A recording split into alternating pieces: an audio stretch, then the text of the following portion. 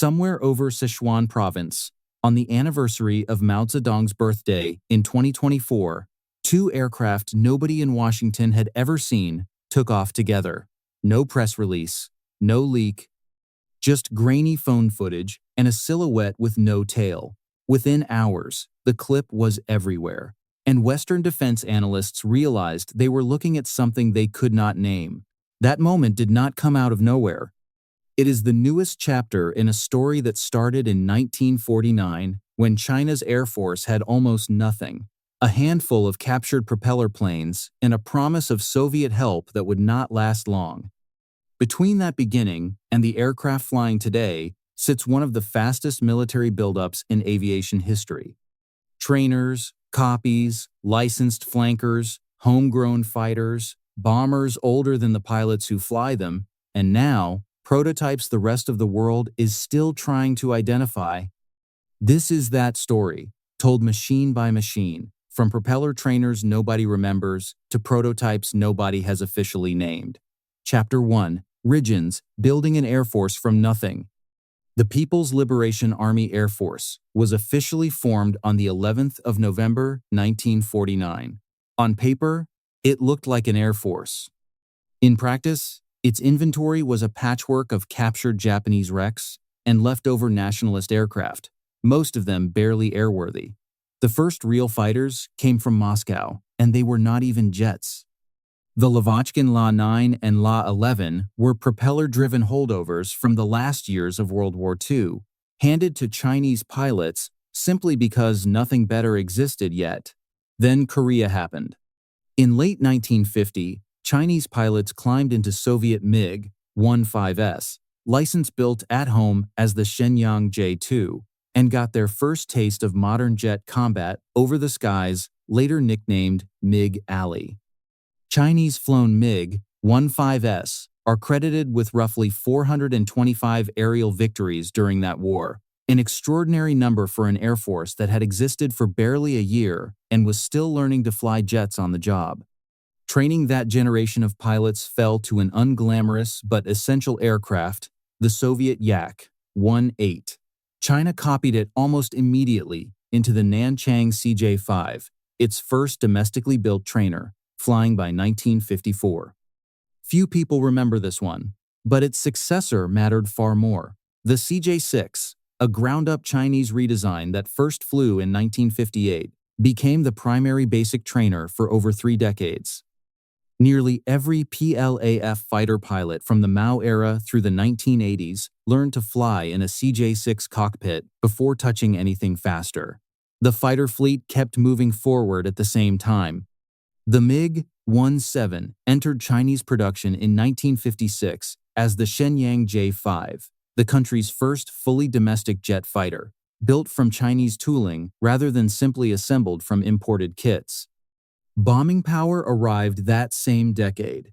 The Ilyushin Il-28 became the Harbin H-5, China's first jet bomber production line, and examples were still rolling off assembly lines into the mid-1960s, using essentially 1950s technology, a straight, unswept wing design that looked dated even the day it entered service. Then, in 1958, came the aircraft that would define an entire generation, the MiG-19, built domestically as the Shenyang J-6, was China's first supersonic fighter. More than 4,000 were eventually produced, making it the most numerous fighter type China has ever built. And export versions went on to serve with more than a dozen foreign air forces. From Egypt to Pakistan, some export operators kept flying variants of the design well into the 21st century, decades after China itself had moved on. By the end of the 1950s, China had gone from almost nothing to a mass-produced supersonic jet in under a decade. It would not stay that easy. Chapter 2. Copies and Crossroads. Reverse engineering a fighter fleet. In 1960, the Soviet Union pulled its technical advisors out of China almost overnight. Blueprints stayed half-finished. Engineers walked away mid-project. China was left to reverse engineer its next fighter, the MiG-21, essentially from memory and salvaged parts. The result was the Chengdu J-7, first flown in January 1966. It would stay in frontline service for over 4 decades, but the early years were rough. Missing technical data meant chronic reliability problems, and production quality was not stabilized until the improved J-72 arrived in 1980. This one improved slowly, in stages. The J-73 added a proper all-weather radar in the mid-1980s, finally giving the type a fighting chance at night or in bad weather. The final major version, the J-7G, arrived with modern PL-8 missiles and a helmet-mounted sight, and stayed in frontline service into the 2010s, decades after the airframe it was based on had gone obsolete everywhere else. Parallel to the J-7, China wanted something bigger. The Shenyang J-8 first flew in 1969, essentially a scaled-up, twin-engine MiG-21 built for high-altitude interception. Its biggest flaw sat right on the nose. The original intake design left no room for a proper radar, so early J-8s were limited to tail-chase attacks, nearly useless against anything approaching head-on. A serious problem for an interceptor whose entire job was meeting bombers coming the other way. The fix took 15 years. The J-8-2, flying in 1984, moved the intakes to the sides of the fuselage and finally gave the jet a real nose-mounted radar. Later, J-8-2 variants added PL-12 active radar missiles and kept the type flying as a stopgap interceptor well into the 2010s. Ground attack needed its own aircraft, and China simply built one from the J-6 airframe. The Nanchang Q-5, nicknamed Fan-Tan, first flew in 1965 and stayed in production until 2012, an astonishing 47-year production run for a single design. Over 1,300 were built, and export versions saw combat with Pakistan, Bangladesh, and North Korea. Its distinctive area-ruled, wasp-waisted fuselage made it instantly recognizable on any flight line, one of the few purely Chinese airframe shapes of its era. Behind every fighter program sat a training pipeline, and it kept evolving too.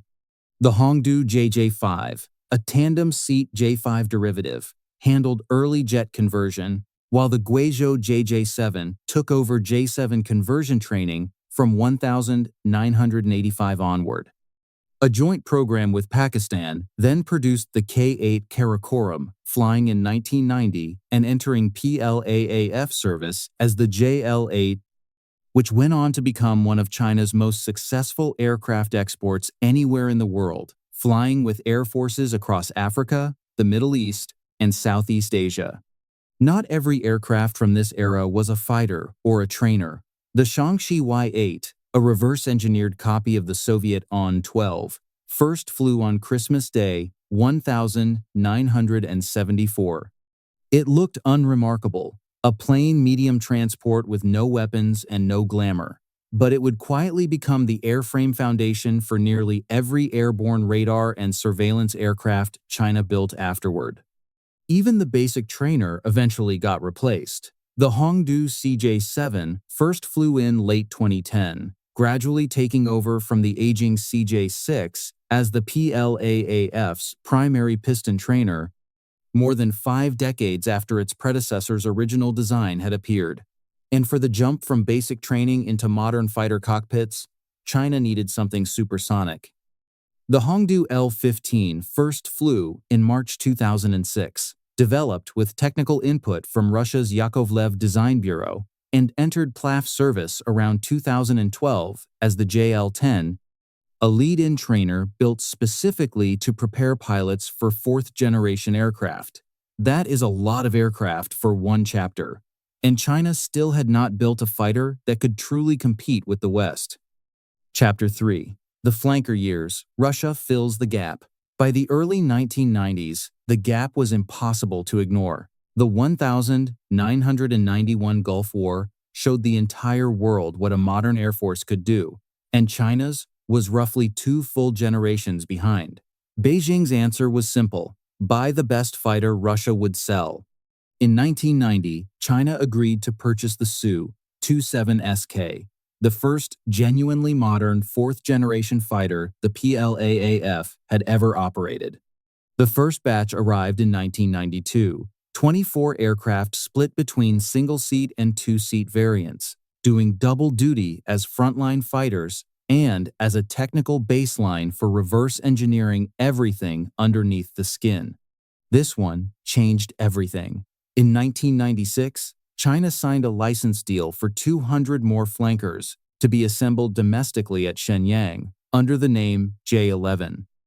But the deal stalled around the 100 aircraft mark in 2004, when China quietly pivoted to building its own upgraded version instead. That upgraded version, the J-11B, flew in 2006 with a domestic engine, domestic avionics, and composite structures, replacing the original Russian components. Moscow was furious, publicly accusing Beijing of building an unauthorized copy, and Sino-Russian defense relations stayed cold for years afterward, even as both governments kept insisting publicly that nothing was wrong.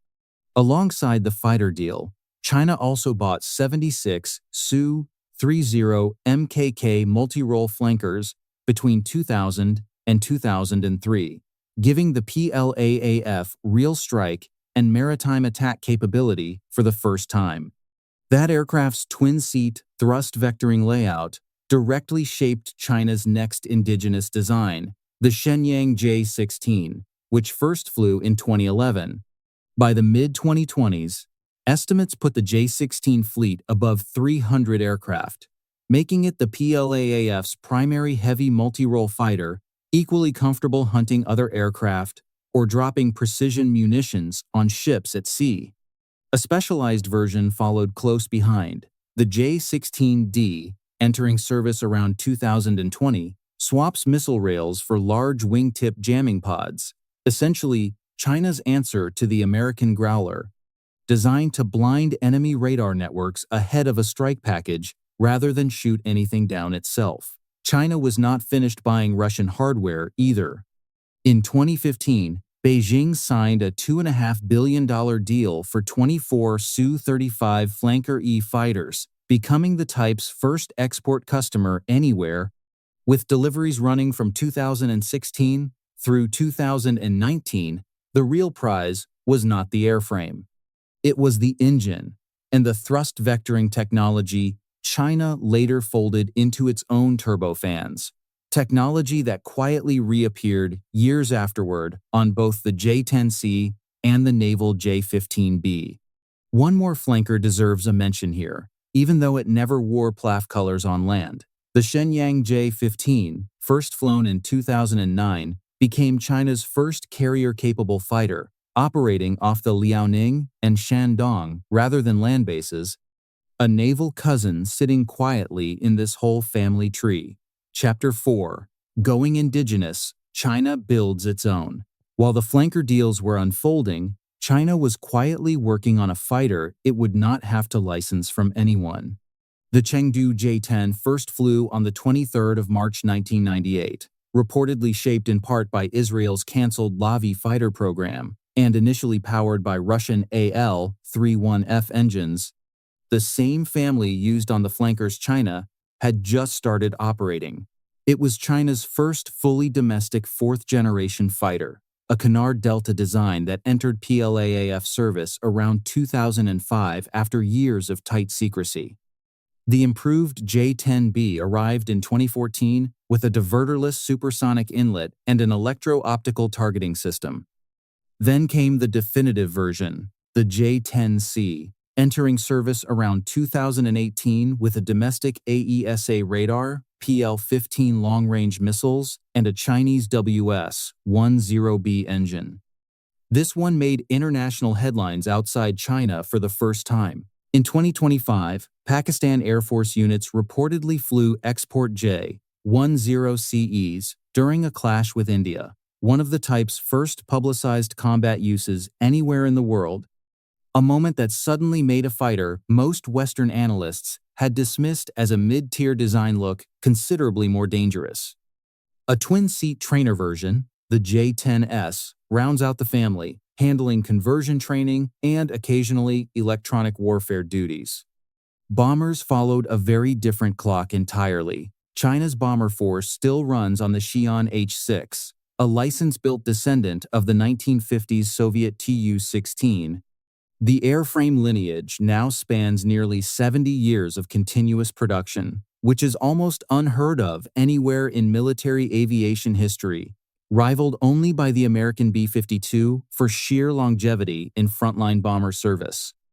The H-6K, entering service around 2011, swapped the old Soviet-derived turbojets for Russian D-30KP-2 turbofans, stretching range to roughly 3,500 kilometers and adding 6 hardpoints for cruise missiles. The H-6N, introduced around 2019, went further still, adding aerial refueling capability and a semi-recessed belly hardpoint built specifically to carry an air-launched ballistic missile widely believed to target ships at sea and to launch a rocket-powered drone we will come back to a little later in this story. One more type filled a gap the fighters and bombers could not. The JH-7, nicknamed Flying Leopard, and its upgraded JH-7A from the early 2000s, gave China a dedicated fighter bomber for anti-ship and precision strike work, roughly comparable to a lightweight Su-24, quietly handling unglamorous missions for 2 decades while the stealth programs got the headlines. Chapter 5. The Support Web, Eyes, Fuel, and Drones. Fighters and bombers get all the attention. The aircraft that make them useful almost never do. Start with fuel. China's earliest aerial refueling capability came from the HY-6, a modified H-6 bomber converted into a tanker in the late 1990s, with a fuel transfer capacity that was frankly limited. It worked, barely, until something better finally arrived. That something better was the Xi'an Y-20, first flown in 2013 and in service by 2016, China's first indigenous heavy strategic airlifter, capable of hauling around 66 tons. A dedicated tanker version, the Y-20U, followed around 2018, finally giving China a purpose-built large tanker comparable to the American KC-46 and retiring the fuel-starved H-6 conversions for good. Seeing the battlefield mattered just as much as reaching it. China's first true airborne early warning aircraft, the KJ-2000, entered service around 2004. Built on a modified Russian Il-76 airframe with a domestic fixed AESA radar bolted on top. That program only exists because an earlier deal to buy Israel's Falcon radar system fell apart under American pressure, forcing China to build the technology itself instead. A cheaper tactical companion followed close behind, the Shaanxi KJ-200, first flying in January 2005 and entering service around 2007, using a distinctive fixed radar mounted like a plank above a modified Y-8. This one nearly did not survive its own testing. An early KJ-200 crashed during evaluation in 2006, a serious setback that almost derailed the whole program before it recovered and reached service the following year. A more numerous, lower-cost option came next. The KJ-500, based on the Y-9 transport, entered service around 2015 and became the PLAAF's workhorse airborne warning platform for regional coverage. With more than 60 examples believed to be in service by the mid-2020s. And in 2024, the KJ-3000 made its maiden flight based on the Y-20 airframe and expected to be the first operational early warning aircraft anywhere using a fully digital radar array. A technology upgrade that promises better resistance to jamming and clearer target discrimination in cluttered airspace. Electronic intelligence needed its own dedicated aircraft too. Specialized Y-9 variants, including the Y-9JB, handle signals collection, easy to spot by the oversized sensor fairings running down the fuselage. Then there are the drones, and this is where things get strange fast. The Shenyang WZ-7, nicknamed Soaring Dragon, entered service around 2017, a high-altitude, long-endurance design that looks a lot like America's Global Hawk and does much the same job over open water. For strike missions, China leaned on the CH-4, entering service around 2014 and going on to fly combat missions in at least half a dozen foreign conflicts, making it one of the most combat-tested Chinese drones in existence, flown by operators who never had access to comparable American systems. The GJ-2, an armed version of the Winglong-2, joined the inventory around 2018, roughly China's answer to the American Reaper. Surveillance kept expanding too. The TB-001, nicknamed Twin-Tailed Scorpion, first flew in 2019 and has since been tracked, flying long patrols around Taiwan and into the Western Pacific. The BZK-005, in service since around 2010, remains one of the most frequently spotted Chinese drones near Japan and the East China Sea, a quiet, persistent presence overhead that rarely makes headlines but never really stops flying. But the strangest aircraft in this entire chapter is not a spy plane. It is the WZ-8, and it barely qualifies as a normal aircraft at all. Carried under an H-6N bomber and released at altitude, it ignites twin liquid fuel rocket motors and climbs toward the edge of space before gliding back down for a runway landing, reaching speeds near Mach 3 to Mach 5, fast enough to outrun most surface-to-air missiles ever built. It entered service around 2019 to 2021 under China's Eastern Theater Command, and it is believed to feed targeting data straight into China's long-range anti-ship missile network. Its silhouette bears an unmistakable resemblance to the American D-21, a Cold War rocket drone Lockheed built decades earlier for exactly the same kind of high-speed penetration mission. Few people expected what came next, or how fast it arrived. The Hongdu GJ-11, nicknamed Sharp Sword, first flew back in November 2013, but stayed hidden for years afterward. It was publicly unveiled at the 2019 National Day Parade, and by 2025, footage showed it flying in formation with a J-20 and a J-16D, China's first public demonstration of a stealth combat drone teaming directly with crewed fighters. The PLAAF later revealed its own official name for the aircraft, Mysterious Dragon, a fittingly theatrical title for a program that spent 12 years hiding in plain sight. Chapter 6. Into the Shadows, Stealth and the Unknown. Every serious air force eventually needs a fighter the enemy cannot see coming. China's arrived on the 11th of January 2011, and the timing was not an accident. The Chengdu J-20 made its first flight during a visit by then U.S. Secretary of Defense Robert Gates, a deliberate message delivered mid-handshake. It entered limited service by 2017 and reached full operational status around 2018, making China only the second country in the world to field an operational stealth fighter. The design leans on a long, faceted fuselage and canards for high-speed intercept and standoff strike, a very different set of priorities from the close-in dogfighting the American F-22 was built around.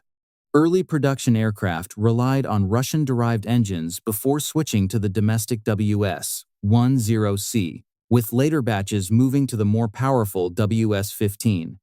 By 2024, open-source estimates put the operational fleet above 200 aircraft, spread across at least 7 PLAAF brigades, and production was still climbing fast. A two-seat version, the J-20S, was confirmed in 2021. It is believed to exist for one specific reason: to fly as a command post for drone wingmen, a human pilot in the back seat directing a swarm of unmanned aircraft, while the pilot up front focuses purely on flying and fighting. China's second stealth line started life almost by accident, as an export project. The Shenyang FC-31 first flew in October 2012, a smaller, twin-engine demonstrator aimed initially at foreign buyers rather than the PLAAF, built largely with private company funding rather than a state contract, an unusual arrangement for a Chinese fighter program. It eventually matured into the J-35A, publicly unveiled for domestic service at the November 2024 Zhuhai Air Show, giving China a medium-weight stealth fighter to sit alongside the heavier J-20. A carrier-capable version is being developed in parallel, intended for China's newest carrier, the Fujian, once its electromagnetic catapults are fully operational, which would make China only the second navy anywhere to launch a stealth fighter from a flight deck. Few people expected what happened next, or how fast it happened. On the 26th of December, 2024, two aircraft nobody in the West had names for took off within hours of each other. The larger one, tagged J-36 by analysts, is a tailless diamond wing design with 3 engines, a configuration no fighter anywhere has ever used before. By late 2025, a second prototype appeared with angular, thrust-vectoring exhausts, and by early 2026, a fourth and fifth prototype had followed, a pace of iteration no Western sixth-generation program has matched. For comparison, America's own next-generation fighter, the F-47, is not expected to fly until 2028, 4 years after China's first tailless prototype already left the ground. The smaller aircraft, tagged J-50 or JXDS, came from the rival Shenyang Design Bureau, a lambda wing shape with articulating wingtips, side weapons bays, and an angular chin fairing that some analysts believe hides an electro-optical system similar to the one carried on the F-35. Neither aircraft has an official name, a confirmed role, or a stated timeline. What analysts have is speculation built on leaked video and satellite photos, and a Pentagon assessment suggesting operational status could arrive by 2035. One more aircraft belongs in this chapter, even though nobody has confirmed it flies at all. The Xi'an H-20, a flying-wing stealth bomber in the same class as the American B-2 and B-21, has been referenced in Chinese state media since 2016. Still unconfirmed as of 2026, still the most anticipated aircraft, China has never shown anyone. None of this happened by accident, and none of it is slowing down. From the CJ-6 trainer of 1958 to the J-36 prototype flying today, the through line is scale. China's combined fighter output is projected to reach somewhere between 250 and 400 aircraft a year by 2027, a production rate no other air force on the planet is currently matching. The force that started in 1949 with a few hundred salvaged propeller planes now fields the largest air arm in the Indo-Pacific and the third largest in the world. And somewhere on a runway in Western China, right now, there is probably an aircraft nobody outside the country has identified yet, waiting for the next grainy photo to leak, the next silhouette with no name,